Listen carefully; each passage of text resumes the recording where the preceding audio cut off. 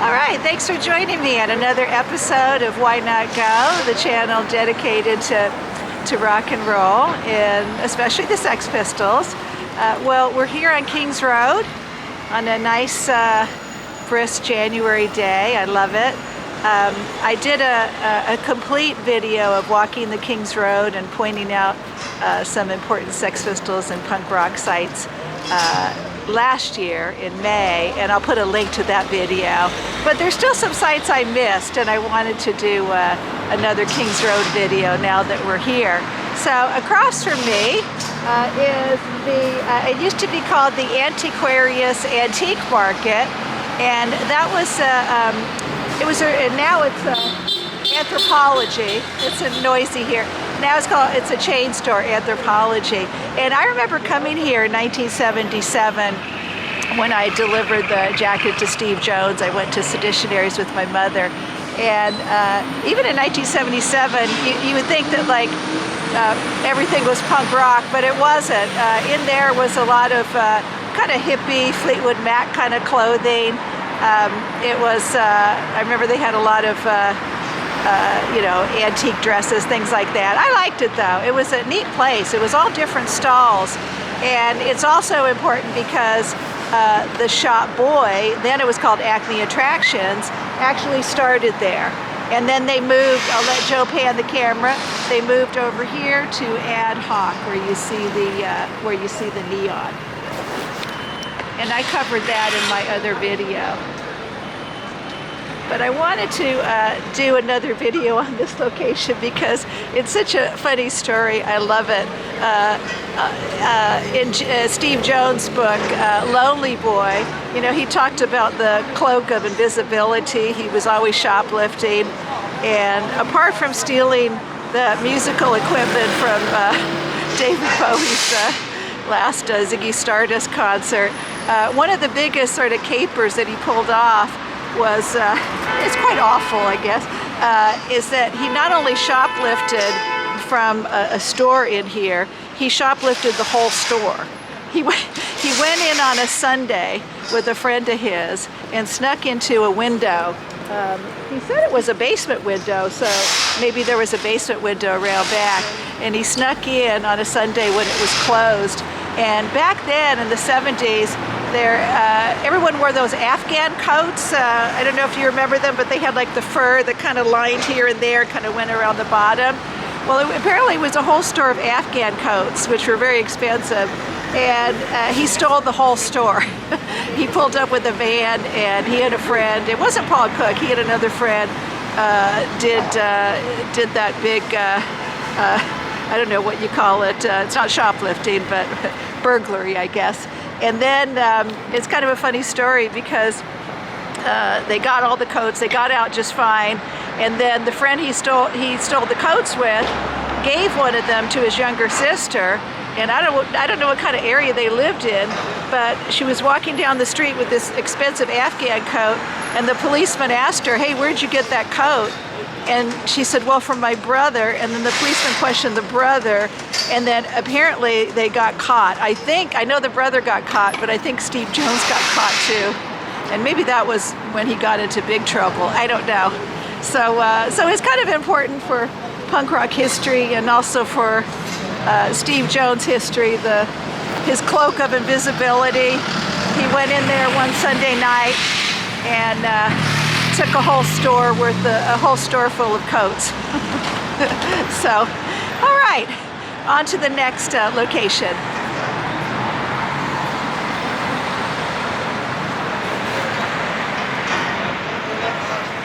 The Antiquarius Antique Market. So now I'm walking around the side of the building. It's a beautiful old building, just trying to see where they might have snuck in, because I'm guessing they couldn't have done this right on Kings Road. That would have been a little obvious. And when I looked at Steve Jones' book again, they didn't go in a basement window. He just said they found a way to get in. And the store was called the Great Gear Trading Company, and it wasn't just Afghan coats that they stole. They stole, well, the entire store, which was, I guess, all different kinds of clothing. And he says he says in his book that they took so much from the store, they took everything, they cleared it out, that it took them 3 trips. So they had to load the van 3 times, going back and forth to get everything out. So it was a pretty big caper, whatever you want to call it, that they did. Yeah, it's an anthropology shop now. So that's the window there. At least it's, as I said, at least they kept the building, but Anthropology is a chain store. So so I just went looking around to see where they might have come in. So I'm guessing they found maybe that door there. They found a place to get in on the side, because I can't imagine that they could have gone in right on King's Road. And interesting story how his friend's younger sisters, when they got them caught because she was looking so flashy with her Afghan coat, they could have gone in there. That's a side door. I was just trying to think how they, thinking like a criminal, I guess. How could they have gone into this place?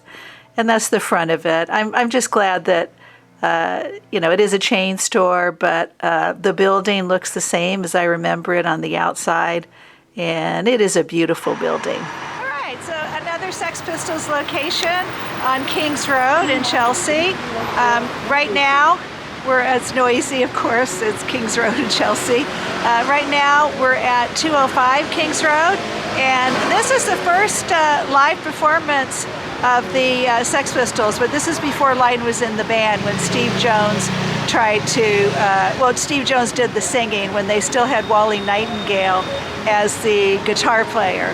So it was Steve and Paul, and Wally Nightingale on guitar, and Glen on bass, of course.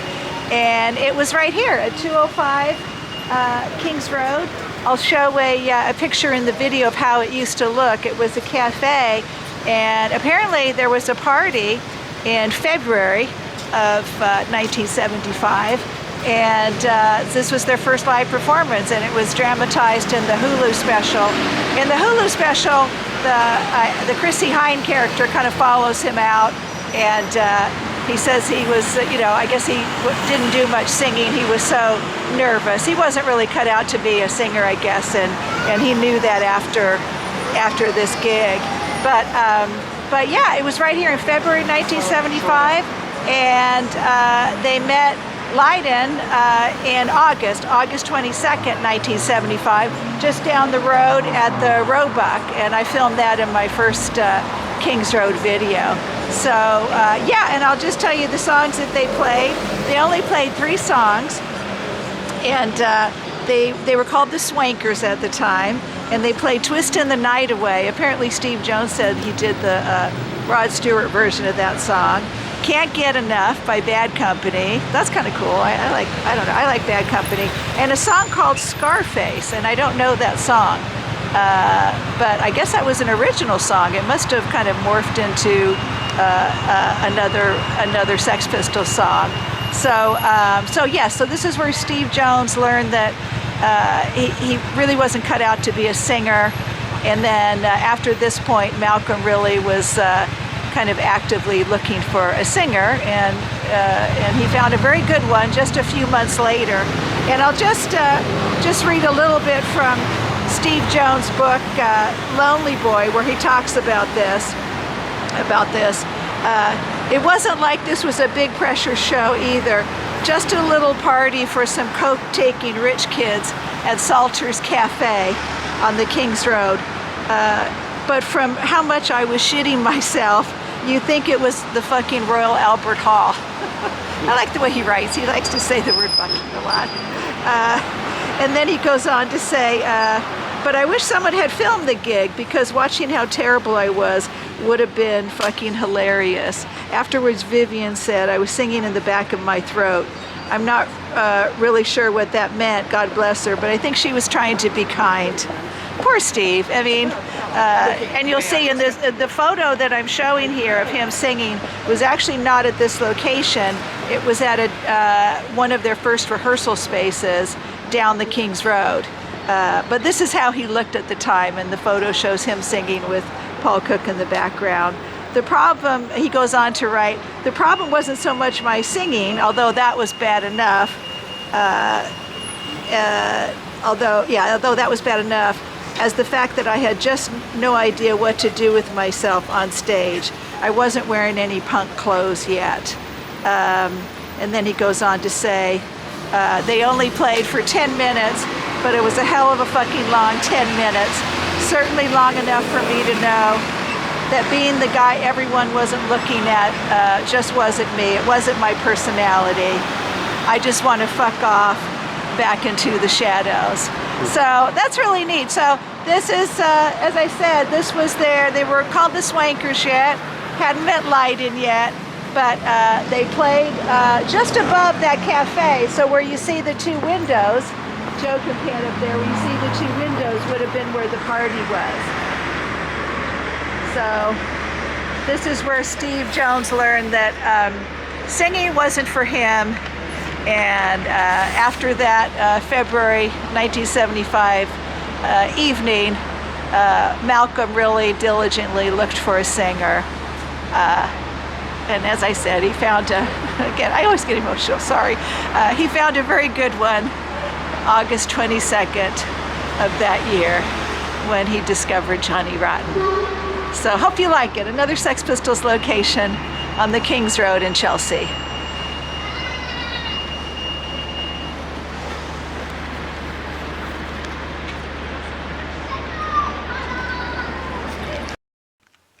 Okay, this is the next location on Kings Road, 533 Kings Road. This is a photo that I took. I was in a bus going down Kings Road, actually on my way to Wandsworth to do the video for the Sex Pistols' first rehearsal location with Leiden. And if you've ever been on a bus on Kings Road, they move very slowly. And I looked out the window and I thought, oh my God, that's the furniture cave. And I didn't have time to get out, but I took this photo. So this is going way back in Sex Pistols history. The furniture cave, it's west, obviously, of the Seditionary store, which is 430 Kings Road. So if you go further west on the opposite side of the street, you'll see this building. And this is where the Strand first rehearsed, their first proper rehearsal space. And that was in April and May of 1974. So this is going way back in Sex Pistols history. And so I'll go back to where everything started. Basically, in 1972, Steve Jones decided that he wanted to get a band together with friends that he knew. And of course, he was always close with Paul Cook. And it was in early 1973, he put a band together, and it was It was Steve singing, Paul on drums, and Wally Nightingale on guitar, Jimmy Mackin on farfisa organ, and Stephen Hayes on bass. And for a long time, they rehearsed in Wally Nightingale's house on Hemlock Road in East Acton. And I'll show a picture here. And that's Wally Nightingale on the right, and Paul, of course, on the left. And that's in the garden of Wally's house on Hemlock Road. So I don't think they rehearsed that often. I think it was sort of a very kind of loose group of friends that got together every once in a while at Wally's house. And there's another picture here of Steve and Paul with Wally there as well. And Wally Nightingale, he was a big part of the band when they started. His father was very supportive, and later got them, after they rehearsed here at the Cave, he got them a nice rehearsal space at BBC's Riverside Studios at near Hammersmith Bridge. But after the show at the Salters Cafe, and Steve knew that he wasn't going to be a singer, and Malcolm did not want to get rid of Steve. He was very close to Steve. Malcolm was kind of a father figure to Steve Jones. So he rearranged the band, and Steve became obviously the guitar player, and Wally Nightingale was out. But before then, he was a big part of the band, known as the Strand, and then later the Swankers. And his father, as I said earlier, his father wrote the lyrics for Scarface. And it's interesting because Steve Jones says that in his book that Scarface became the song 17, or Lazy Sod. Some people refer to it as that. But I think most people acknowledge that Wally Nightingale wrote the music for the song that became known as Did You Know Wrong, the B-side for God Save the Queen. And he had kind of a sad life after he was, let go of the band. I guess he had some he had some music projects, but he died in 1996 only at the age of 40 of a drug-related illness, and he had been on heroin before that. He'd been in jail before that. So I don't know if this was because of what happened with being kicked out of the band or not, but it doesn't sound like his life maybe went the way that he would have liked it to have gone. I think he sued the band for credit for Did You Know Wrong. I don't know how that came out. Maybe somebody does. But I think it's generally acknowledged that he wrote the music for Did You Know Wrong, but I think most people recognize that he was the singer, he was the writer of that song. So when they were here at 533 Kings Road, they had been together a while. They'd been together for on and off in 1973. And this was their first rehearsal space. And I'll show some pictures here. There's a picture here of Steve Jones. This was taken there, and Wally Nightingale was actually the person who took the photo of Steve. And then later I'll show the photo that I have shown already, and that's them rehearsing at this address.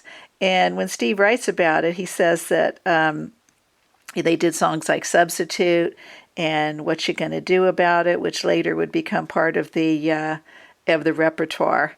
And I'll just read a little bit from his book. He says, our first rehearsal space was in the basement of a shop called the Furniture Cave down the bottom of Kings Road. And a lot of furniture shops were gathered there around a little humpback bridge. We set up our stuff in this dingy room with amps facing outwards to make it feel like a proper gig. Me and Cookie were on a bit of a mod trip at the time, taking tons of speed and trying to reenact what it was like to be in the Small Faces or the Who.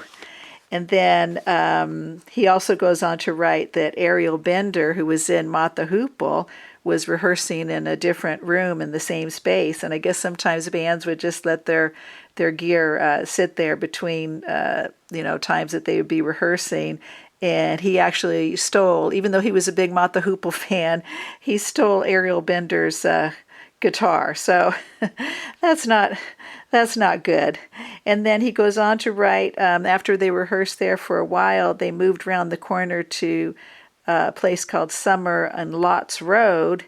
And then he says by this time they changed, there was another lineup change. They still had Wally Nightingale, but they gave up the Farfisa organ, and they changed bass players to Del Nunes, who was actually the brother-in-law of Paul Cook. So this would have been probably right around the summer of 74. So I'll show a picture here of my photo of 533 Kings Road on the left, and then on the right is the way it used to look in the 70s, pretty much the same. And what's interesting is that it's on the ground floor. It's a store called Sofa World, and so it's always been a place for furniture warehouses or retailers. So it hasn't changed that much. And then, so this was the very early beginnings of the band that became the Sex Pistols. They still had Wally Nightingale, but they rehearsed here with their original lineup, and then they got rid of the Farfisa organ and changed bass players. and were just sort of, finding their way. It wasn't until later on in 1974 that they got together with Glen Matlock. In his book, they said they first got together and met at a Thin Lizzy gig at the Marquee, and the only Thin Lizzy gig I could find at the Marquee in 1974 was in July. And then after that, they got together with him also at Wally Nightingale's house. And Glen's first rehearsal with the band was at a Covent Garden Community Center. And then after that, they went to the BBC Studios rehearsal space. So early days of the Sex Pistols is right here at 533 Kings Road. So if you're in the area, I don't know, it's kind of neat to see, especially since it looks the same. Well, I hope you enjoyed the Sex Pistols location, Kings Road location video, early Sex Pistols, before Johnny Rotten, of course. When Steve Jones was stealing the clothes at the Antiquarius Market, that would have been in 1972. And when the Strand rehearsed at 533 Kings Road, that was in 1974. And then the show by the Swankers at the Tom Salter's Cafe, 205 Kings Road, that was February 1975. Malcolm McLaren, by the way, was not at the Swankers show at the Salter's Cafe, the only show that Steve Jones sang lead on. He was in New York and in the South, managing the New York Dolls, and they had kind of a disastrous tour, and then they broke up. But he returned to London on May 12th, 1975, and with him he had Sylvain's Fender Rhodes keyboard and also his white Gibson Les Paul guitar, which he later gave to Steve Jones. And I mention this because when he came back on May 12th, he was really more charged up than ever to manage Steve Jones and his band. And he had been urging him to change the name to QT Jones and his Sex Pistols, which they did. And obviously the name was later shortened to just the Sex Pistols. And but this was the very beginning of the band in 1973, 1974, and 1975. And then, of course, when they found John Lydon, everything fell into place. And their first rehearsal was August 31st, 1975. And the rest is history, as they say. Well, thanks for watching another video. Until the next time, I'll be seeing ya.